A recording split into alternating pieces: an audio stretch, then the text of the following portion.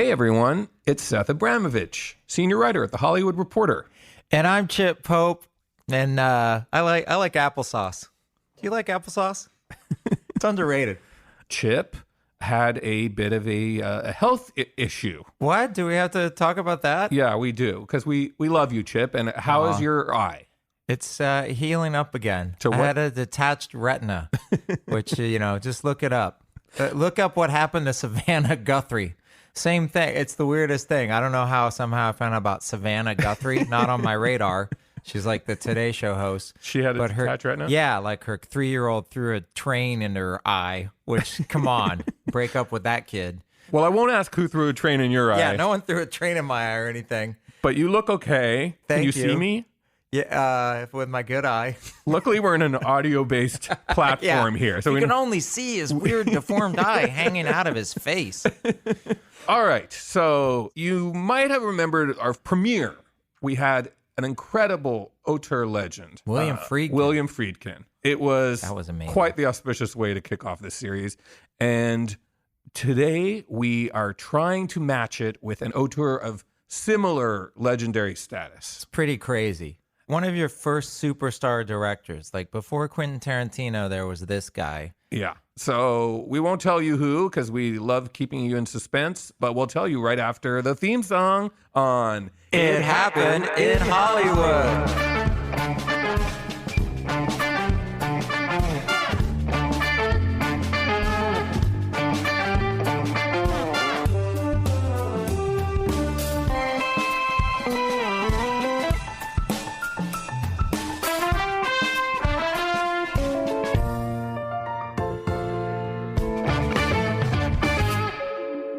I don't know why we go through this charade every time because you know who the guest is already. You clicked on it. But it's still good fun. to have a teaser. Yeah, it's nice to tease. So Peter Bogdanovich said yes. That's crazy because he's definitely one of my top 5 favorite directors of all time. Yeah, Chip was trembling with awe at his mere presence, and he brought a lot of his Peter Bogdanovich-related memorabilia for him to sign. And I apologize about that if Mr. Bogdanovich is listening, because he's probably just like, well, who's this? What's this weird thing I've got? I did go overboard with the DVD covers for him to sign, but I can't. Oh my gosh, the guy's just been my favorite. Yeah, I think he was long. actually touched, and I wonder if millennials and Gen Z, he probably means nothing to them.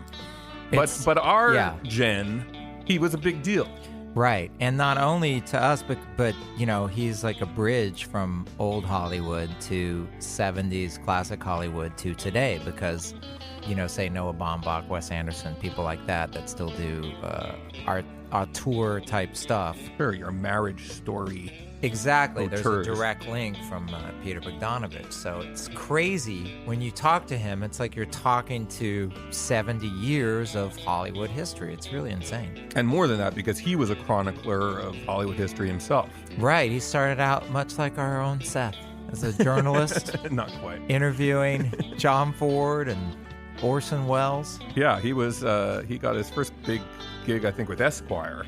Right. And he started profiling major directors, Alfred Hitchcock, who else? John Ford, Orson Welles. Oh, yeah, those two. And Orson Welles was even his roommate at one point. But we're getting ahead of ourselves once again.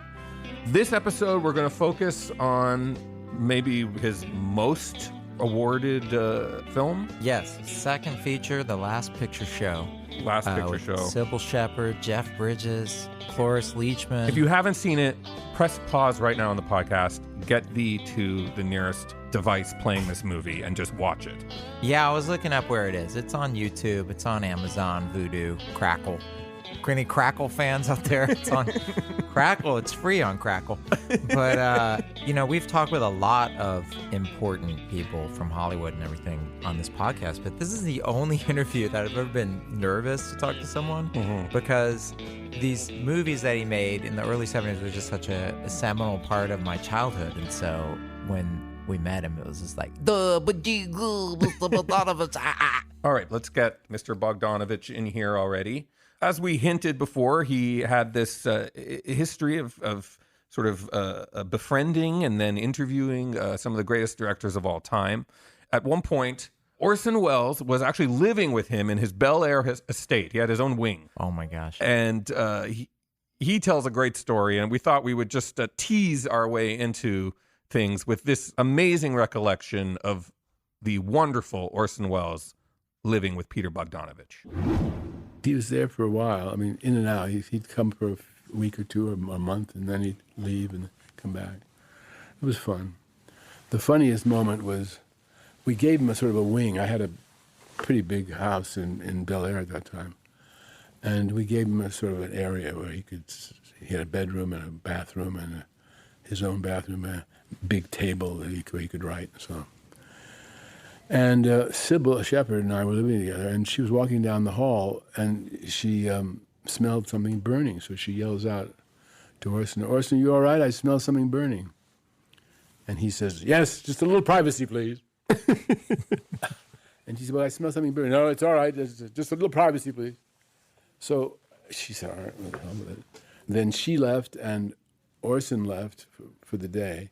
And the housekeeper, my housekeeper, says, "I think Mr. Welles had an accident." I said, "What happened?" And she holds up his white terry cloth robe, and there's a big burn hole in the middle of it. And it turns out what had happened is he put his cigar, it was still lit, he didn't realize that, and he put it in his pocket and it caught fire. Oh. The terry cloth robe caught fire. He took it off, threw it into the bathtub in the bathroom, but it was still burning, and it burned some of the carpet. I'll replace the carpet. He never did. But, so that was that. And the next day, he gave Sybil a book, a very beautifully printed and done book about opera. Sybil's crazy about opera. So he gave this book, and it was color pictures and everything.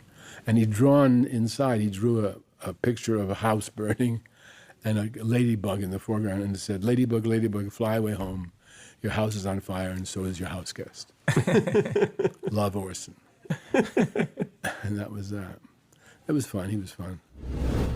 So Orson Welles is living in his house, but before that, he's just this young guy directing people who would become legends. So he started as a theater director, and this is talking about a guy like in his early 20s, and he's getting the training that would lead up to directing something like The Last Picture Show.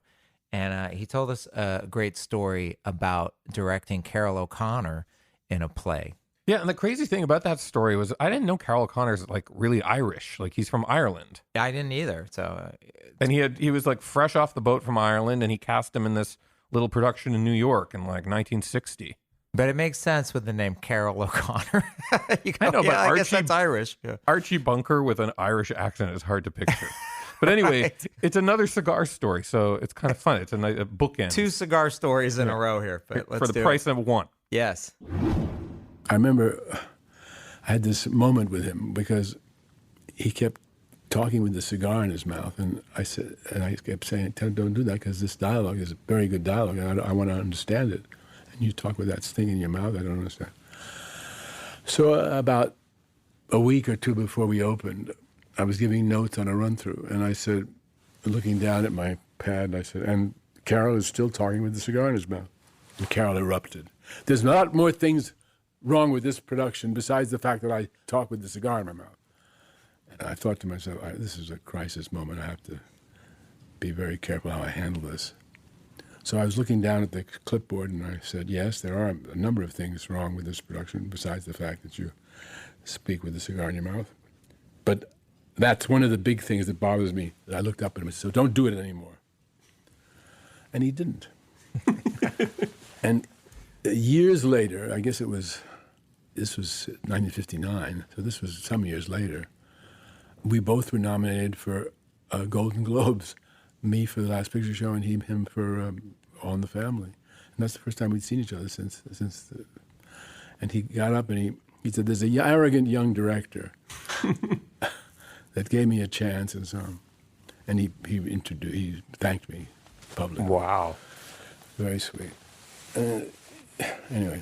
And he still would always have that cigar in his mouth. Yeah, he did it with Archie Bunker through the whole thing. So 2 cigar stories, yes, but so good. You can't pass up those Freudian cigar stories. Old guys with cigars in their mouth. Sometimes a cigar is just a cigar.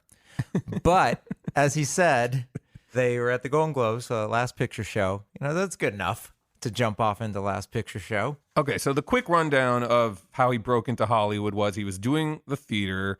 He started interviewing directors and writing for Esquire. Then he came out to Hollywood, and, you know, he originally thought he wanted to be an actor, but he found he had a real knack for direction.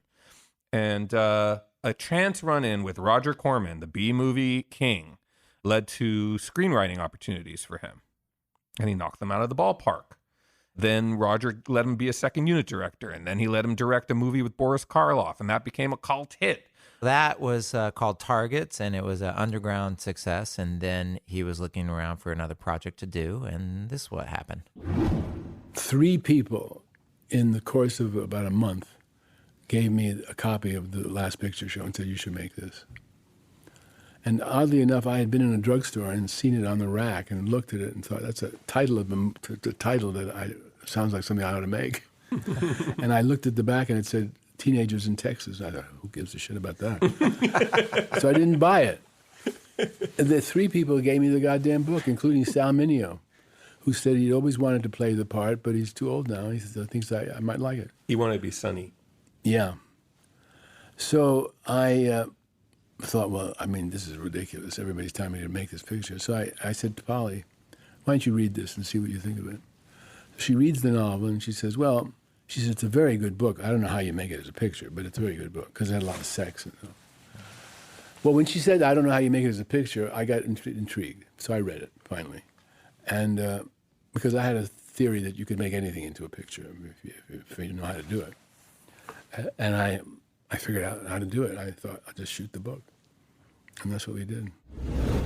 So he mentioned someone named Polly there, who was Polly Platt, who was his wife at the time and his production designer. And she went on to be a key component in the career of Wes Anderson, and because she worked with James L. Brooks and produced Bottle Rocket and stuff like that. So Wow, you are such a font of knowledge. I just know what I like.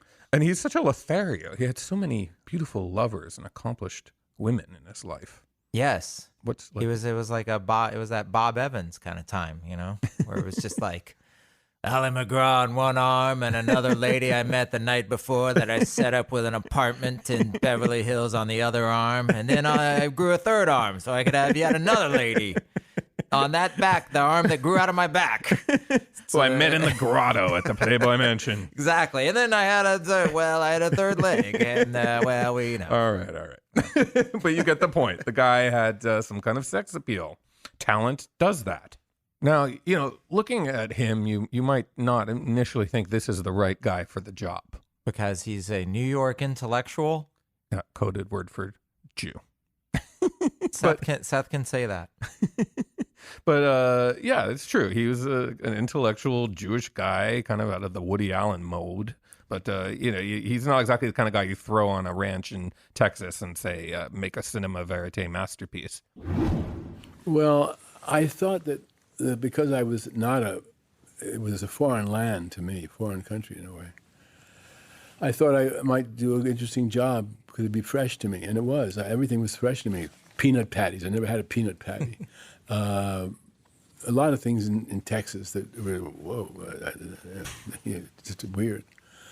I was trying to figure out who to cast for the Sam the Lion, the part Ben Johnson played. And Orson says, why don't you go down to Nashville and see some of those country singers? Maybe you find somebody there. So I did go to Nashville and met a lot of them, Roy Acuff and several of them. I didn't think any of them was quite right for the part. But I did sort of fall in love with the country music. I don't fall in love, but I got very interested in it. And so that's how the score came about, the soundtrack. There wasn't any score. In fact, I don't think all of your movies are source music, right? Pretty much. I think there's one or two that I used some score. Usually the movie wasn't good enough, so I had to score it. We used a lot of non-professionals in certain parts, you know, except for the big parts. I just got to know the area and got to know the accent. And Fritz Lang once said to me, I said, how do you work with looking for locations? The director should be able to go to a location and say, I understand this, I understand it. And you understand it immediately. If you don't understand it immediately, you're not a director. Or something like that. What a name dropper. Yeah, I mean, who can drop Fritz Lang, Orson Welles? If only we could have Fritz Lang on it. Oh my gosh. But, For rebuttal? But having... You know nothing of my work. Having Peter do it is as close as we'll get, I think.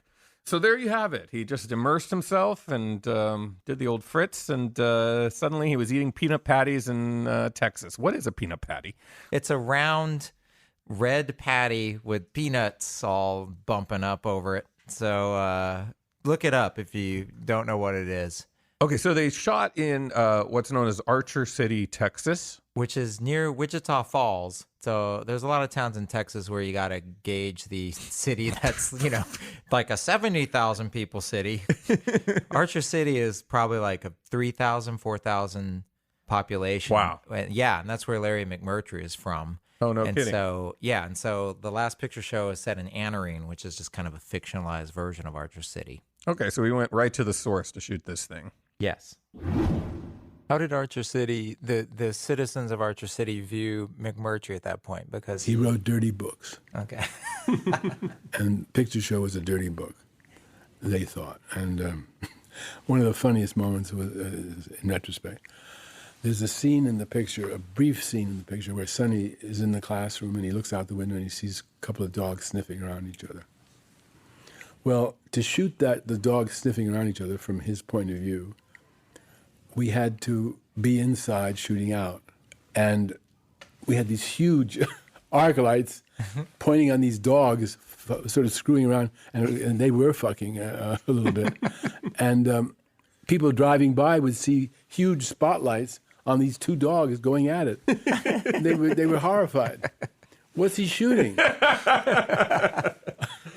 How do you get dogs to bang, too? How do you get the dogs to bang on one cue? of them was in heat. The girl was in heat. Yeah. And he was jumping her all through it. We didn't use the humping. We just used the sniffing.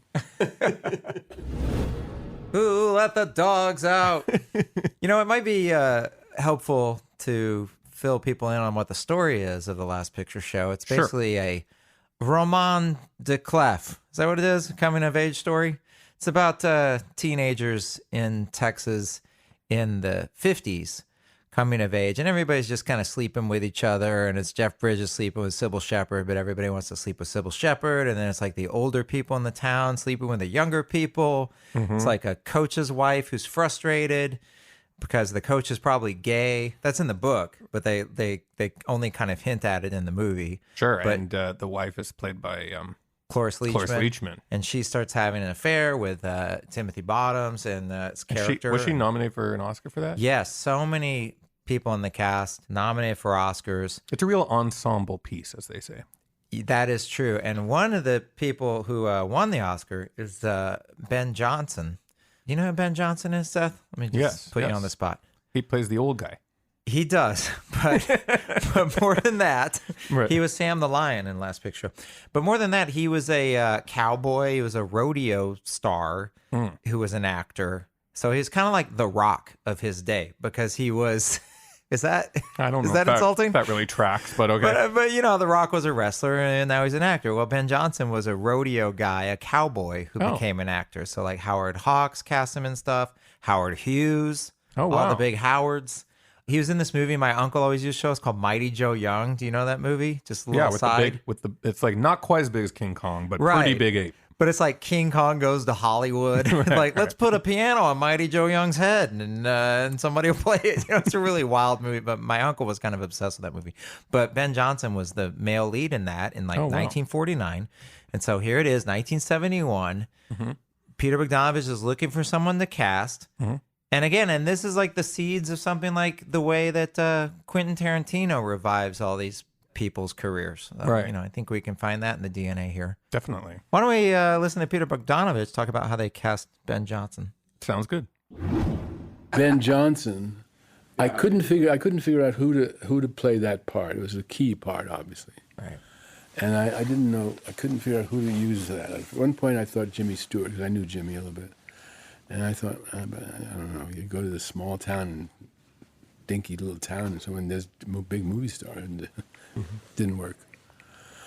In my mind, I thought, that's not going to work. So I couldn't figure out who the hell to use in that part. And one day I was looking through, I don't know if they still have it, but the Academy used to publish big, fat books of actors that are available, character actors, character women, whatever it was. And I was looking through the one on character men, and I came upon Ben Johnson's picture. And I said, Ben Johnson.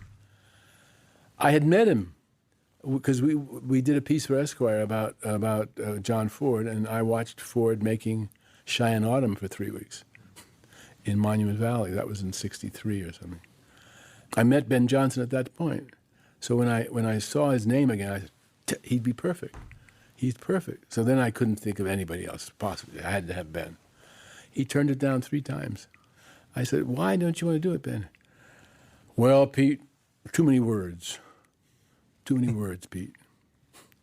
So I called Ford, whom I knew by now pretty well, and I said, I got this great part for old Ben, but he says there's too many words.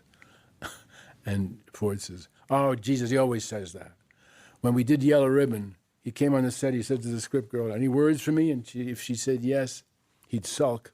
And if she said no, you just have to ride the horse, he'd be happy. Where is old Ben? I said, he's in Tucson. He said, I'll call him for you. Give me the number. I said, would you? He said, yeah, I'll call him for you. So he calls. About 10, 15 minutes later, I get a call from Ford. He says, he'll do it. That's amazing. He'll do it. I said, what really? He said, yeah. I told him, I said, what do you want to do, be Duke's sidekick, play Duke's sidekick your whole life? Peter's got a good part for you. Why don't you do it? He'll do it. About 10 minutes after that, the phone rings. It's Ben Johnson. Hi, Ben. Long pause. You put the old man on me. Well, I just really want you to do this. Oh, Pete, I don't know. He hadn't agreed to do it yet. So I said, why don't you come and see me? So he comes to my office about a week later, and he's sitting there, I'll never forget it, he's sitting there with the script open, and he says, there's too many words, and some of this kind of dirty stuff, and I might want my mother to see it. And I don't know, Pete. I said, Ben, if you play this part, you could win the Oscar. He got, why the hell do you say that? I said, because I think you could. You, in this part, could win the Oscar. Eventually, he said, I remember he said, he had the script in front of him, and he slammed it shut. Oh, all right, I'll do the goddamn thing. And that's how we got him. And he won the Oscar. And he won the Oscar, yeah. I told Cloris she might win the Oscar, too. So that monologue he does by the water tank, yeah, was that straight out of the book? Did you write that? Or? Oh, no, I'll tell you. That's funny. In the book, there is a scene like that, but he doesn't say that. He says, he reminisces about this girl he used to go swimming with there. And his main reminiscence is that he used to go up on some kind of a place where he could get up and piss into the tank dam. I said, Larry, that's not going to work. I said, we got to come up with a different memory. And Larry wrote what's there. He wrote it. I said, something romantic, and he wrote the thing about the horses, and I thought that was great. And that was not in the book. That's in the movie only. Old times. I brought a young lady swimming out here once, more than 20 years ago. It was after my wife had lost her mind and my boys was dead. Me and this young lady was pretty wild, I guess, and pretty deep. We used to come out here horseback and go swimming without no bathing suits. One day she wanted to swim the horses across this tank. Kind of a crazy thing to do, but we'd done it anyway. She bet me a silver dollar she could beat me across. She did. This old horse I was riding didn't want to take the water. But she was always looking for something to do like that. Something wild. I bet she still got that silver dollar. So that's what the scene sounds like. Why don't you describe it visually a bit for the audience? Well, they're sitting by a little pond, a little man-made pond. Ben Johnson is telling a story to the young kids.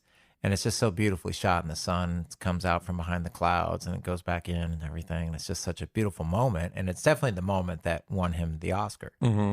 Okay, so we have the story of how he cast Ben Johnson, this grizzled veteran, kind of like I don't know about The Rock, but I'm thinking more like Leo in Once Upon a Time in Hollywood. That There you kind go. of guy.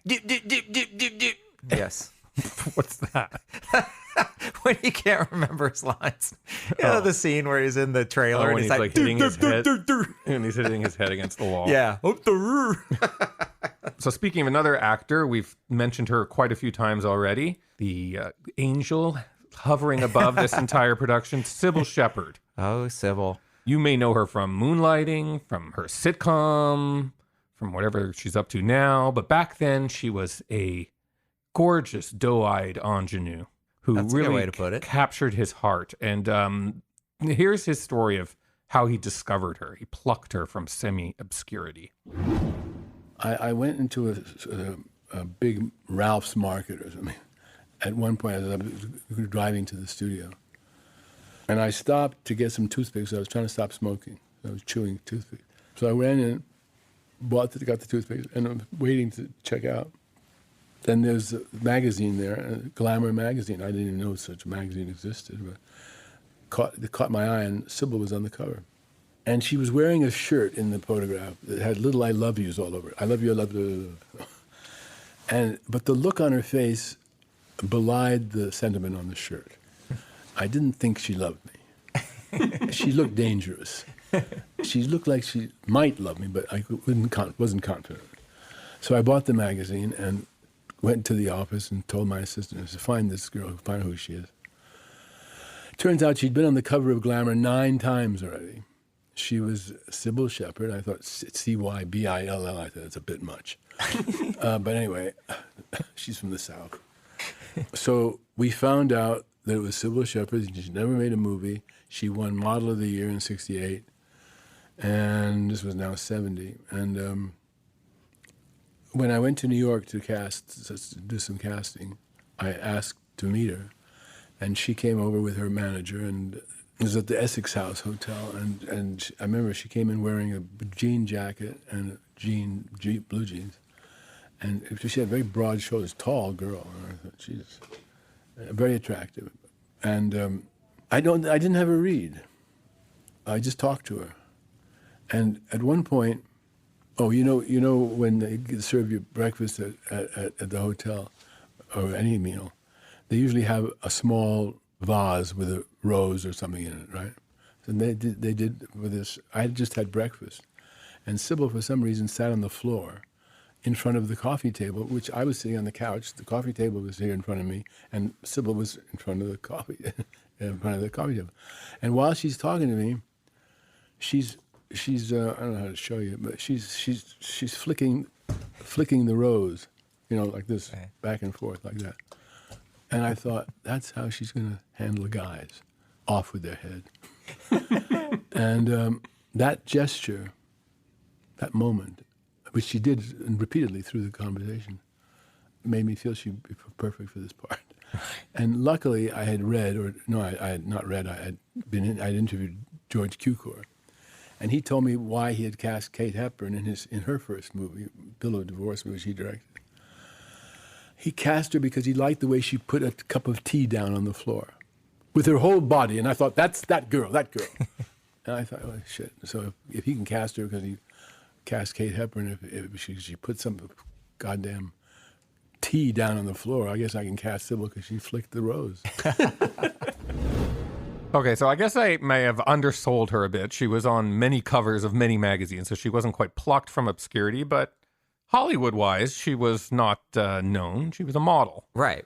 She wasn't an actor. And he goes on to say that her read, when she did read for the producers, that she wasn't very good, but he knew he could get a good performance out of her. Just from the way she flicked the rose. She plays Jacy, who is the town seducer, basically.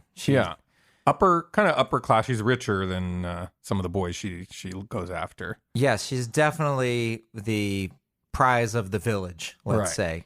And so everybody wants to go out with her. And she completely just uses and chews and spits out boys, and she's like kind of always on the lookout for the next best thing. Exactly. And she is so great in that movie. She was never better than in Last Picture Show. Wow. Well, maybe that's not something to say because she was great in Moonlighting. She was never younger. Yes, she was never younger than in 1971. She just kept getting older. And right now, she's the oldest that she's ever been. Hey, that's not nice. Well, so are you, and so am I. That's true. All right, Jeff Bridges, moving right along. Yes, he's in this movie.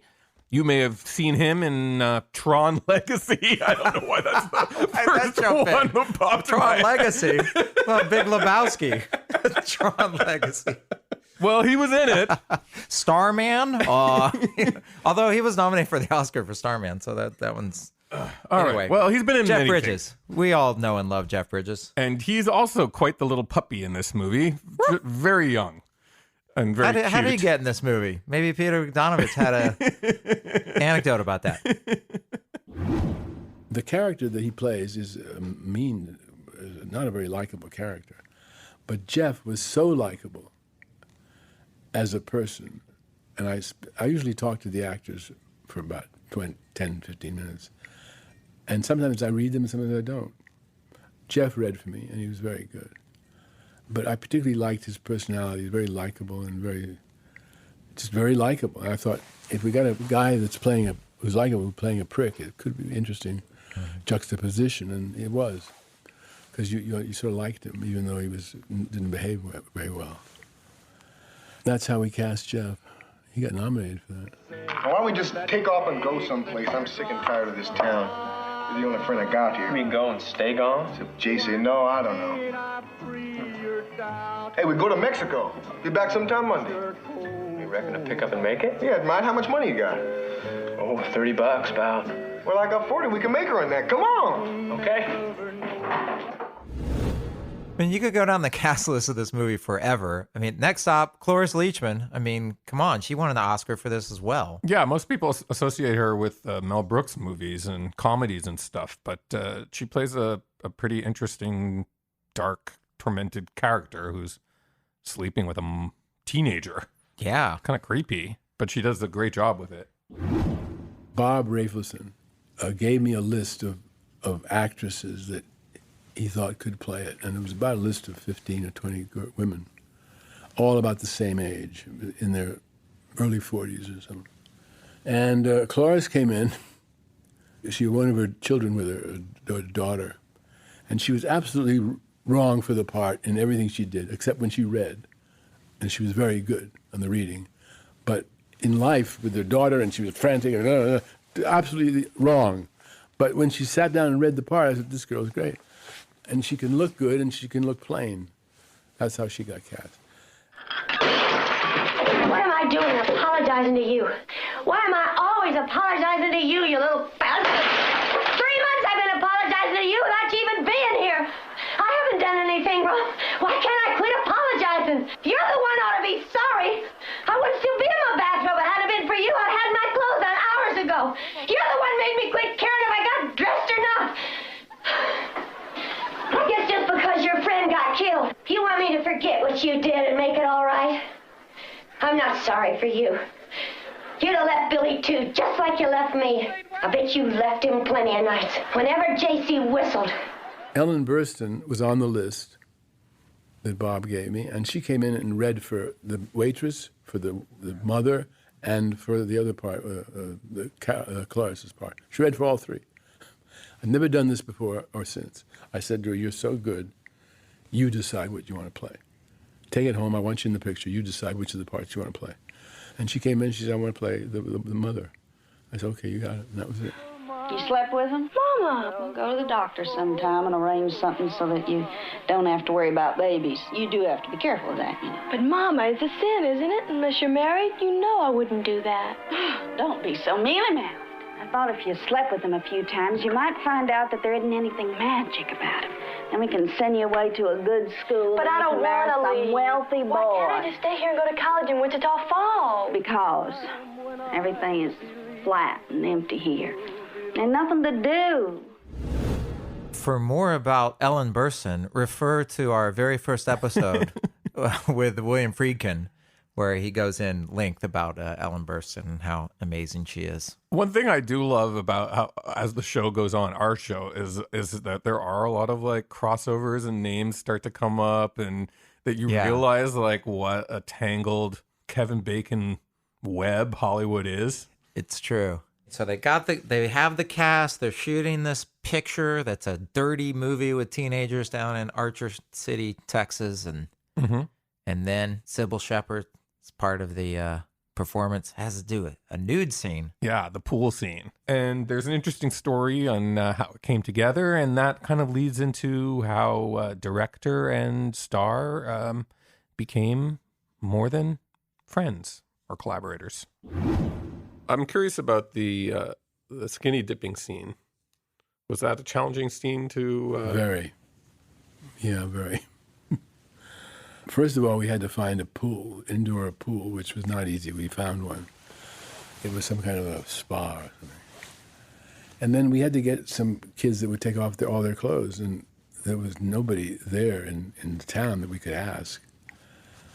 And so we imported a couple of girls, a couple of women, I think, who would agree to take all their clothes off. And it was very carefully done, all that, because I didn't want to have a lot of nudity. As it turned out, we had to measure it at some point. We had only 7 seconds of nudity in the whole picture. But it gave the impression of being more than that, and it was sort of raunchy. And I remember John Wayne saw the picture when it was finished, and he says, "I can't show that picture to my family, Pete." Why, Duke? Well, all that nudity. Was it hard for Sybil to perform that? Was it as hard as it looked for her character? Yeah. But I cleared the set. There was nobody there when we shot her stuff. Just me and the cameraman and the sound guy. That helped her. We weren't sure if she was going to do that scene. I mean, if she was going to allow us to do the nudity. She kept saying, I'll try. Anyway, we didn't know if she was going to do it until she did it. And she was very good. And she was scared. So she played right into it. The funny thing is I was scared because by now I was kind of in love with her. And I knew it was tough for her. So it was tougher for me to let her do it. I don't know. It's weird. So you fell in love with her over the course of the shoot? Yeah. And how did that complicate your life? A lot. It still is. The reverberations last a long time. What happened was we were getting ready to shoot the scene in the movie theater when we first meet her. And she was sitting in a row here, and I was sitting in a row behind her, but she was turned around, we were talking.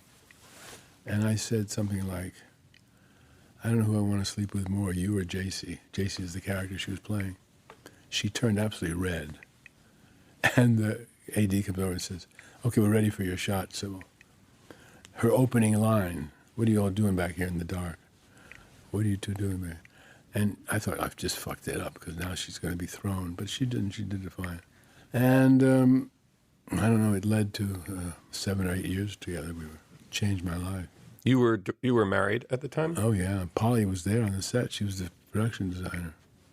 But, I mean, you still ended up doing a couple more movies with Yeah, I did. Polly, Yeah, so I got her into the union. it's very 70s of you, I guess. I don't know what it was, but it was a nightmare in a way. Oh, man. It was okay on What's Up Doc, but on Paper Moon it was tough. Did you ever repair your relationship with Polly? Sort of. We stayed in touch because of my daughters. But, it reverberates. She died about 5 or 6 years ago. But it was not easy. It wasn't easy at all. So what was probably happening there with me was nervous laughter, I think, a little bit, because he was getting a little deep. Well, on the stuff. And you want to have a good interview, but you also don't want to pry. No, I do. Oh, well, yeah, you're a journalist. Well, I like to get up close and personal with our guests. I find it often illuminates a lot. He was willing to talk. He was game, but also a little guarded, but I understand why. All right, let's get back onto the movie track. So he's finished the film, and it's set to premiere at the New York Film Festival. He's already working on his next film, What's Up, Doc, with Barbara Streisand. And he couldn't even attend the premiere of his own movie. But it got a great reception, and people started talking about it. And he became the hot new director, the enfant terrible, because he's only like 30 years old when all this happens. Roman à clef, ensemble, enfant terrible.